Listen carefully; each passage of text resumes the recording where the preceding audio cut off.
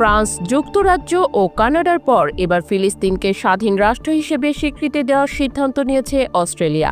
সেপ্টেম্বরে জাতিসংঘের সাধারণ পরিষদের অধিবেশনে অস্ট্রেলিয়া সরকার ফিলিস্তিনকে স্বাধীন রাষ্ট্র হিসেবে ঘোষণা করবে।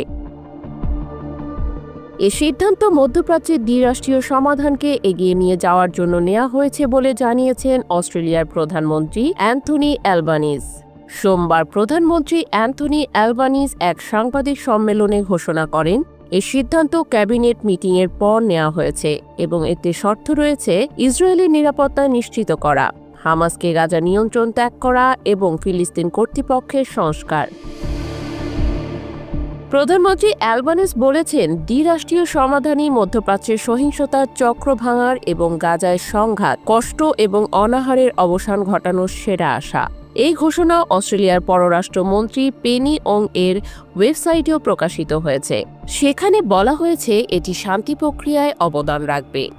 একই সঙ্গে যুক্তরাজ্য, ফ্রান্স, কানাডা, মাল্টা, লুক্সেমবার্গ এবং সান মারিনোর মতো দেশগুলো প্যালেস্টাইনকে স্বীকৃতি দেওয়ার পথে এগোচ্ছে। ইতিমধ্যে ১৪০টিরও বেশি দেশ ফিলিস্তিনকে রাষ্ট্র হিসেবে স্বীকৃতি দিয়েছে। তবে জাতিসংঘ নিরাপত্তা পরিষদের ৫ স্থায়ী সদস্যের মধ্যে শুধু চীন ও রাশিয়ায় ফিলিস্তিনকে রাষ্ট্রের স্বীকৃতি দিয়েছে।